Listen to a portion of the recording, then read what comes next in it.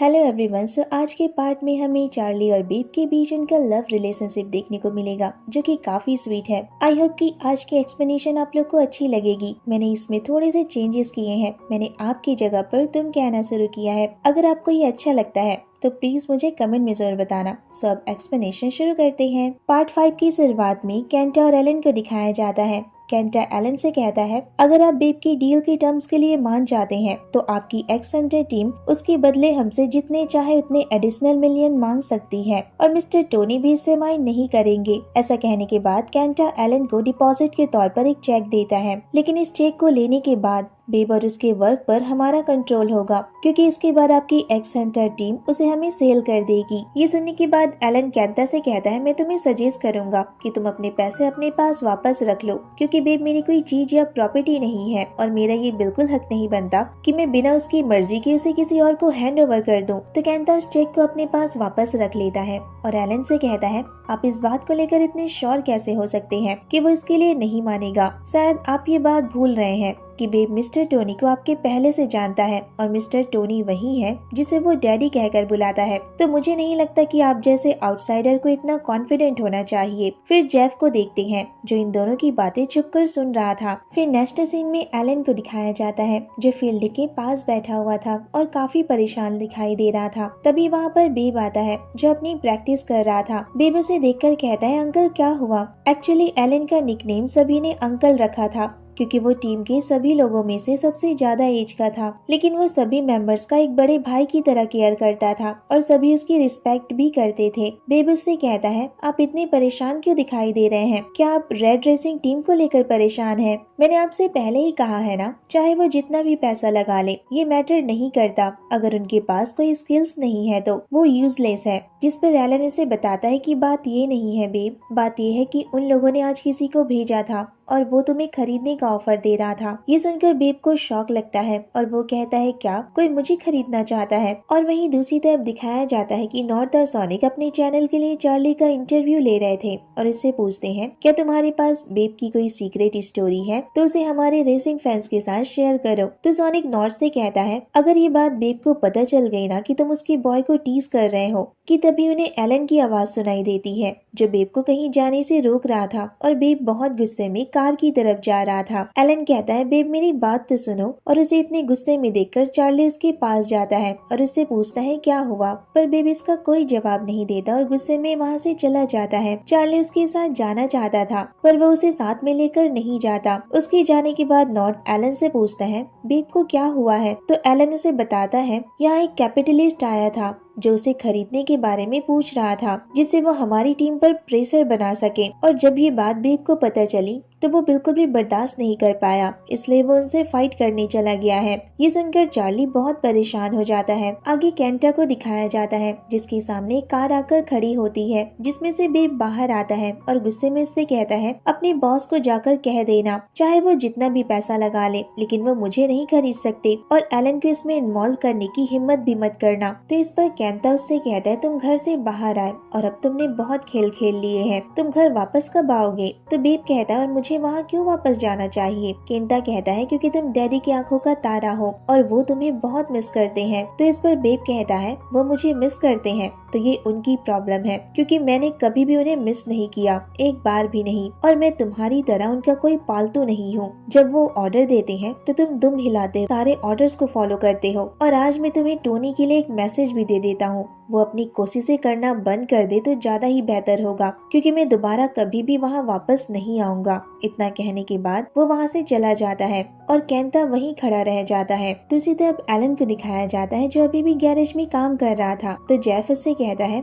आप क्या कर रहे हैं? तो एलन कहता है, तुम्हें देखकर यही लग रहा होगा ना कि मैं क्या कर रहा हूँ, लेकिन पहले मैं खुद इन मशीनों को ठीक किया करता था। तो जेफ कहता है, अगर आप स्ट्रेस फील कर रहे हैं तो आपको उसे रिवेल करने के लिए कोई दूसरा तरीका ढूंढना चाहिए, ना कि मेरा काम करना चाहिए। इस पर एलन एम्बैरेस फील करने लग जाता है और कहता है, तो तुम देख सकते हो कि मैं स्ट्रेस फील कर रहा हूँ। मैं किसी बड़े इन्वेस्टर से मिलना चाहता हूँ जिससे हमें कुछ पैसे मिले और मैं हमारी टीम के लिए सपोर्ट और बैकअप बना सकूं ताकि हमारे रेसर्स को इस तरह परेशान न होना पड़े। तो इस पर जेफ उससे कहता है, अगर आपको इन्वेस्टर मिल भी जाता है तो फिर भी क्या आप वही करेंगे जो आप करना चाहते हैं? आपको एड्स मिलेंगे या फिर शो ऑफ करना होगा और पेशेंस भी रखना होगा ये सारी चीजें करते हुए, और ऐसी एक्टिविटीज करनी होगी जिसका रेसिंग से कोई रिलेशन नहीं है। एलन कहता है सच कहूँ तो मैं भी ये सब नहीं करना चाहता, लेकिन मैं जो भी कर लूँ अपनी टीम के लिए अच्छा नहीं कर पाऊंगा। लेकिन अगर कोई ऐसा हो जो हर तरह से उन्हें सपोर्ट करे तो बहुत अच्छा होगा।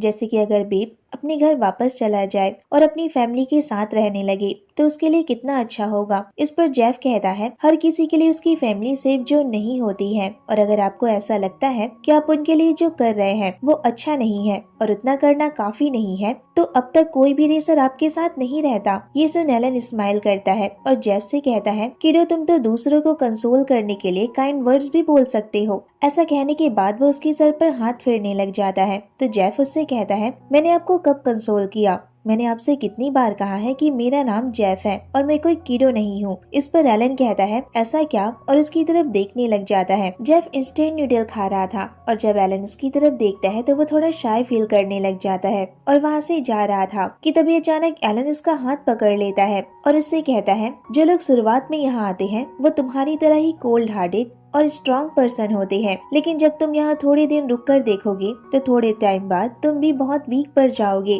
ये सुन जेफ उसकी तरफ देखने लग जाता है। एलन कहता है चलो मैं तुम्हें खाने के लिए कुछ और स्नैक्स दिलाता हूँ, तुम क्या खाना चाहते हो, और उसे वहाँ से ले जाता है। नेक्स्ट सीन में बेब को देखते हैं जो कंटिन्यूसली ड्रिंक किया जा रहा था, वे भी उसके साथ था। वो वे से कहता है जो कार्स उसके शोरूम में रखी हुई है वो उन्हें सोल्ड कर दे और उसके बदले जो भी पैसे मिलेंगे वो उसे एलन को दे दे और उससे कहे वो अपनी टीम के लिए स्पॉन्सर करना चाहता है जितना यूवीसी कॉर्प रेड रेसिंग पर इन्वेस्ट कर रही है, मैं भी अपनी टीम पर उतना ही पैसा इन्वेस्ट करना चाहता हूँ। तो वे उसे समझाते हुए कहता है सबसे पहले तो तुम शांत हो जाओ, और वैसे भी तुम्हारे पास उतने पैसे नहीं है babe. By the way Elon के पास अभी भी बहुत पैसे हैं। तो बेब उससे कहता है वो ये बात जानता है पर वो एलन को इस तरह से अकेले बर्डन को सहते हुए तो नहीं देख सकता ना। इस पर वे कहता है तुम ज्यादा सोचो मत, मैं कुछ हाई सोसाइटी के लोगों को जानता हूँ, मैं एलन की हेल्प करूँगा। सो आज रात तुम क्या करने वाले हो? क्या तुम ड्राइव करके वापस घर जाओगे या फिर मेरे रूम में ही सोना चाहते हो? तो बेब उससे कहता है इट्स ओके,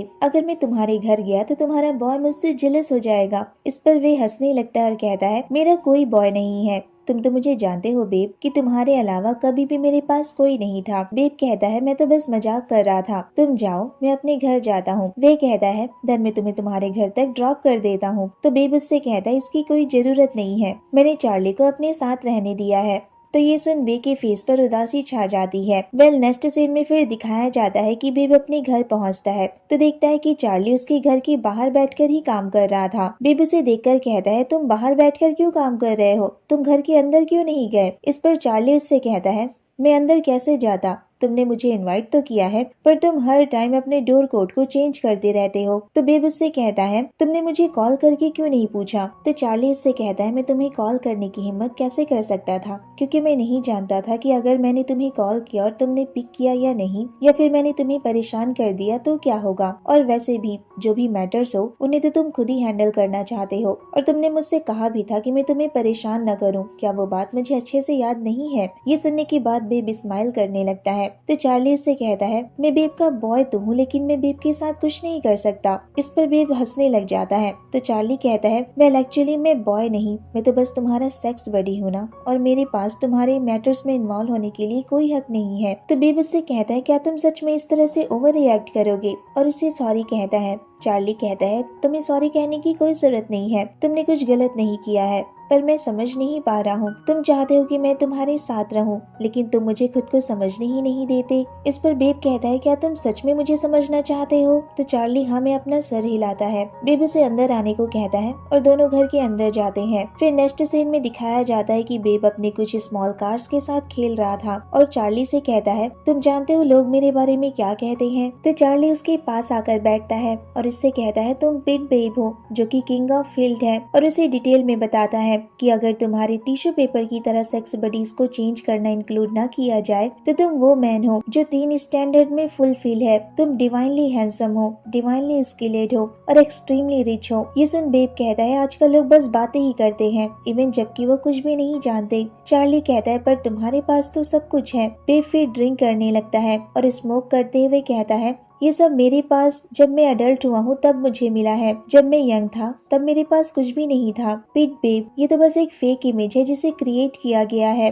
पर इससे पहले कोई पिट बेब नहीं था, बस एक बॉय था जिसका नाम था बेब। और हमें बेब का बचपन दिखाया जाता है जिसमें वो अपने फादर के साथ रहा करता था, लेकिन उसके फादर बैंकरप्ट हो चुके थे और इस वजह से उन्हें अपना घर बेचना पड़ा जिससे कि वो डेब्ट को चुका सके। उनके पास अब कोई घर नहीं था रहने के लिए, इसलिए वो वंडरिंग लाइफ जीने लगे। पर बेब अभी भी बहुत खुश था क्योंकि वो अपने फादर के साथ रहा करता था जो उससे बहुत प्यार करते थे। एक दिन उसके फादर भी उसे छोड़कर चले जाते हैं। वो उसे चैन फैमिली के साथ छोड़कर चले गए थे जिसका हेड टोनी था। टोनी ने उसी दिन से उसे अडॉप्ट कर लिया था और वो दूसरे अडॉप्टेड बच्चों के साथ टोनी के घर पर ही रहने लगा जिनके पास स्पेशल पावर थी, और टोनी ने इसी वजह से उन बच्चों को अडॉप्ट किया था जिनमें से एक बेब भी था। वहाँ सभी बच्चों को एक दूसरे से अलग रखा जाता था। बेब उन बच्चों की चीखने और रोने की आवाज अपने कमरे में बैठकर भी सुन सकता था। उसी टाइम से उसे अपने स्पेशल सेंस के बारे में पता चला जिससे वो आसपास की सभी आवाजों को दूर बैठकर भी सुन सकता था। और जब टोनी को उसके स्पेशल सेंस के बारे में पता चला तब से उसे स्पेशल ट्रेनिंग दी जाने लगी। और जब वो बड़ा हुआ तब जाकर उसे पता चला कि उसके फादर के बैंकरप्ट होने के पीछे टोनी का ही हाथ था। तब तक वो टोनी के स्पेशल बच्चों में से एक बन चुका था जो उसके लिए पैसे कमाने का जरिया थे। टोनी कहता है अगर वो उसे उस दिन रास्ते पर नहीं मिला होता तो आज जो वो है क्या वो बन पाता। बेब पहले टोनी की बहुत रिस्पेक्ट करता था और जब उसे ये बात पता चली कि टोनी ने उसकी फैमिली को बर्बाद कर दिया है तो उसे बहुत ज्यादा दुख हुआ। वो रोने लग जाता है, लेकिन साथ ही साथ उसे बहुत गुस्सा भी आ रहा था क्योंकि जिस पर्सन ने उसे दुख पहुंचाया था उसी पर्सन ने उसे नई जिंदगी भी दी थी। फिर बेब ने डिसाइड किया कि वो वहाँ से भाग जाएगा और वो वहाँ से भागकर एलन के पास आ जाता है। यहाँ पर फ्लैशबैक खत्म हो जाता है। चार्ली कहता है बेब क्या तुम ठीक हो? बेब कहता है मैं ठीक हूँ, ये बहुत पहले की बात है और मैं धीरे धीरे इसे पूरी तरह से भूल जाऊंगा। मुझे बस इतना याद रखना है कि मुझे इस बारे में बिल्कुल भी नहीं सोचना है। और उसी दिन से मैंने सब पर भरोसा करना छोड़ दिया। अब मैं किसी पर भरोसा नहीं कर सकता, ना ही किसी से प्यार कर सकता हूँ, क्योंकि यहाँ ऐसे लोग बिल्कुल भी नहीं है जो हमें बिना किसी बेनिफिट्स के या एक्सपेक्टेशन के अप्रोच करें, हमारे साथ नाइसली बिहेव करें। और ये बात सच है। तो चार्ली उससे कहता है मैं भी उनमें से एक ही हूँ ना, मैं भी तो तुम्हारा बेनिफिट ही उठा रहा हूँ। इस पर बेब हंसने लगता है और कहता है सच कहूँ तो तुम उनमें से एक नहीं हो, मैं तुम्हें उनमें इंक्लूड नहीं करूँगा क्योंकि मैं भी तुमसे बेनिफिट ही ले रहा हूँ। तो चलो एक साथ तब तक टाइम स्पेंड करते हैं जब तक कि हम एक दूसरे से बोर नहीं हो जाते। तो इस पर चार्ली उससे कहता है मैं तुम्हारे साथ रहकर बोर नहीं होता, मुझे तुम्हारे साथ बहुत अच्छा लगता है। मैं तुम्हारा ध्यान रखना चाहता हूँ, तुम्हारे साथ रहना चाहता हूँ और मैं तुम्हारे साथ बहुत अच्छा बिहेव करूंगा जब तक कि तुम मुझसे बोर नहीं हो जाते। और जब तक तुम मुझे दूर जाने को नहीं कहोगे मैं तुम्हारे साथ ही चलूंगा। बेब कहता है ऐसा है तो फिर आगे देखेंगे। वेल अगर तुम यहाँ लंबे समय तक रहना चाहते हो तो तुम्हें मुझे सॉफ्ट हार्टेड बनाने की कोशिश करनी होगी। चार्ली कहता है ठीक है और फिर वो एक दूसरे की तरफ बड़े प्यार से देखने लगते हैं। बेब फिर चार्ली के क्लोज आ जाता है और अचानक उसे किस कर लेता है। तो चार्ली से कहता है बेब तुमने तो कहा था कि हम किस नहीं करेंगे। इस पर बेब कहता है वेल मैंने अपना माइंड बदल दिया है, क्या तुम्हें पसंद नहीं आया? तो चार्ली स्माइल करता है, फिर वो उसे किस करने लग जाता है। फिर दोनों एक दूसरे को पूरे प्यार के साथ किस करते हैं। हालांकि उन दोनों ने अब तक अपना लव कन्फेस नहीं किया था क्योंकि वो शायद अब तक नहीं जानते थे कि वो दोनों एक दूसरे से प्यार करने लगे हैं, लेकिन अब उन दोनों के बीच लव रिलेशनशिप की शुरुआत तो हो ही चुकी है। फिर नेक्स्ट सीन में दिखाया जाता है कि एलन जेफ से कहता है तुम पूरे दिन बस कार की ट्यूनिंग ही करते रहते हो और किसी से बात भी नहीं करते, क्या तुम बोर नहीं होते? जिस पर जेफ उससे कहता है आप भी तो मुझसे हर दिन यही सवाल करते हैं ना, तो क्या आप बोर नहीं होते? अचानक वहाँ डीन आता है और उससे कहता है कि वो नेक्स्ट मंथ होने वाले मैच के बारे में उससे कुछ बात करना चाहता है। फिर वो उसे बैंगसंग मैच के बारे में बताता है जहाँ सभी यंग रुकीज रेसर्स का प्रमोशन किया जा रहा था। तो क्या आपने वहाँ भेजने के लिए किसी को चॉइस किया है? अगर नहीं किया है तो क्या मैं वहाँ जा सकता हूँ? प्लीज मुझे जाने दीजिए, मैं सच में कंपटीशन करना चाहता हूँ। ऐसा कहकर वो एलन से रिक्वेस्ट करने लगता है। तो एलन उससे कहता है सॉरी और बताता है कि इस बार वो टीम को सभी मैचेस में नहीं भेज सकता, उसे सिर्फ पहले इम्पोर्टेंट मैच को देखना होगा। डीन कहता है क्योंकि आपको रेड ड्रेसिंग टीम के साथ कंपटीशन के लिए तैयारी करनी है, आप इसीलिए वहाँ मुझे नहीं भेजना चाहते। एलन कहता है हाँ, और हमारे पास उतना बजट भी नहीं है, इसलिए हमें केयरलेस नहीं होना चाहिए, नहीं तो हम उस चैंपियनशिप को खो देंगे और बेब के रिकॉर्ड को भी। इस पर डीन अपना मुंह बनाने लगता है तो एलन उससे कहता है ऐसा नहीं है कि मैं तुम्हारे एफर्ट को नहीं देख रहा हूँ, तुम एक राइजिंग यंग रेसर हो, इन सारे मैटर्स के बाद मैं तुम्हें रेसिंग में जरूर भेजूंगा। डीन खुश हो जाता है और कहता है आप प्रॉमिस करते हैं? एलन कहता है हाँ। डीन कहता है तो फिर मैं प्रैक्टिस के लिए जाता हूँ। एलन उसे रोक लेता है और कहता है तुम्हें इतनी प्रैक्टिस करने की कोई जरूरत नहीं है, रेसर्स को अपने बॉडी को प्रोटेक्ट करना आना चाहिए। डीन फिर वहाँ से चला जाता है और जेफ एलन की तरफ ही देख रहा था तो एलन उससे कहता है तुम क्या देख रहे हो। फिर नेक्स्ट सीन में दिखाया जाता है कि एलन किसी इन्वेस्टर से मिलने जाता है जो कि टोनी का कॉम्पिटिटर था, जिसका नाम पिट था और वो एक बड़ा बिजनेसमैन था। एलन कहता है मैं आपसे कुछ बात करना चाहता हूँ, तो पिट कहता है मैं तुम्हें सिर्फ 5 मिनट देता हूँ। और अगले सीन में दोनों एक साथ बैठे हुए थे। एलन उससे कहता है मैं चाहता हूँ कि आप हमारी टीम एक्स सेंटर पर इन्वेस्टमेंट करें। यूएसए क्रॉप ने ऑलरेडी रेड रेसिंग टीम पर इन्वेस्ट कर दिया है और आप मिस्टर टोनी के नंबर 1 कॉम्पिटिटर है, तो क्या आप इस अपॉर्चुनिटी को हाथ से जाने देंगे? एलन फिर उसे बेब के बारे में बताता है और कहता है हमारे एक्स सेंटर टीम के पास एक बेस्ट रेसर है जिसका नाम है पिट बेब, जो कि एक सुपरस्टार भी है जिसने बहुत सारे चैंपियनशिप जीते हैं। तो आप बताइए आपको प्राइज मनी में से कितना % चाहिए? पिट उससे कहता है सॉरी, पर मुझे नहीं लगता कि प्राइज मनी मेरे लिए इन्वेस्टमेंट करने के लिए वर्थित होगी। तो इस पर एलन कहता है यूएसए कॉर्प आपसे एक कदम आगे चल रही है और अगर आपने अभी एक्शन नहीं लिया तो शायद हो सकता है आप पीछे रह जाएंगे। पिट कहता है तो क्या आपको अपने टीम मेंबर पर पूरा भरोसा है कि वो इस रेड ड्रेसिंग टीम को हरा सकता है? एलन कहता है मैं कभी भी बेब को लेकर इनसिक्योर नहीं हो सकता। बेब उन रेसर्स में से ग्रेटेस्ट रेसर है जिनसे मैं आज तक मिला हूँ। ये सुनने के बाद पिट उनकी कंपनी में इन्वेस्ट करने के लिए तैयार हो जाता है और अगले दिन ही ये न्यूज टीवी पर आ जाती है, जिसे देखकर टोनी काफी परेशान हो जाता है। फिर वो फोन पर किसी से कहता है कि वो मिस्टर पिट और उनके ग्रुप पर नजर रखे कि वो आगे क्या करना चाहते हैं। वहीं दूसरी तरफ एलन और सभी मेंबर सेलिब्रेशन कर रहे थे कि अब उन्हें इन्वेस्टमेंट मिल गया था और अब उन्हें पैसों के लिए बिल्कुल भी परेशान नहीं होना पड़ेगा। तभी बेब एलन से कहता है अच्छा होगा कि आप इस बात को कन्फेस कर ले कि आपने उनके साथ कोई न कोई डील तो जरूर की है। कहीं ऐसा तो नहीं है कि हमें बाद में जाकर रेसिंग के अलावा कोई और जॉब्स भी करने पड़ेंगे। इस पर एलन कहता है ऐसा कुछ नहीं है, मिस्टर पीट हमसे कुछ नहीं चाहते, वो बस इतना चाहते हैं कि तुम रेड रेसिंग टीम के अगेंस्ट होने वाले सारे मैचेस को जीतो और उनका ब्रांड नेम अपनी कार और अपने आउटफिट्स पर लगा कर रखो। इतना कहने के बाद सभी एक साथ ड्रिंक करने लगते हैं और नेक्स्ट सीन में मिंसू को देखते हैं जो अपनी कार की स्पीड पावर को चेक कर रहा था। तभी विनर वहां आता है और उससे कहता है क्या तुम्हें वो कार मिल गई है जो मिस्टर टोनी तुम्हें देना चाहते थे? विनर सिगरेट पी रहा था और सारा धुआं उसके ऊपर ही फेंके जा रहा था। विनर उससे कहता है तुम्हें इतना परेशान होने की कोई जरूरत नहीं है, वो सिर्फ कार की हाउस पावर से तो कंपटीशन नहीं जीत पाएंगे, तुम उन्हें आसानी से हरा सकते हो। इस पर मिंसू कहता है ऐसा तो तुम जैसा ही कोई सोच सकता है जो पहले हार चुका हो और जिसे इस रेस से कोई मतलब ही ना हो, पर अब एक्स सेंटर टीम के सपोर्ट में बियॉन्ड ग्रुप खड़ा है और अगर तुम इसी तरह केयरलेस रहे तो तुम सच में हार जाओगे। ये सुन विनर कहता है लगता है तुम्हारी न्यू कार यूजलेस है, क्योंकि अगर ऐसा कुछ हो जाए जिससे बेब कभी ड्राइव ही न कर पाए तो ये सब तो आसानी से खत्म ही हो जाएगा। तो मिंसू उससे कहता है तुम्हारे कहने का क्या मतलब है, तुम बेब के साथ क्या करने का सोच रहे हो? विनर कहता है कुछ नहीं, लेकिन शायद दूसरे लोग ऐसा कर सकते हैं, मुझे नहीं पता, और तुम्हारे लिए भी यही अच्छा होगा कि तुम इन सब बातों से दूर रहो, लेकिन तुम बाद में मुझे इसके लिए थैंक यू कहोगे। ऐसा कहने के बाद वो वहाँ से चला जाता है। नेक्स्ट सीन में दिखाया जाता है कि मिंसू टोनी से मिलने जाता है। टोनी उससे पूछता है तुम्हें थाईलैंड आकर कैसा लग रहा है, सब कुछ ठीक तो है ना? तो मिंसू कहता है हाँ सब कुछ ठीक है, पर मैं आपको कुछ बताना चाहता हूँ, विनर रेस में कुछ करने की सोच रहा है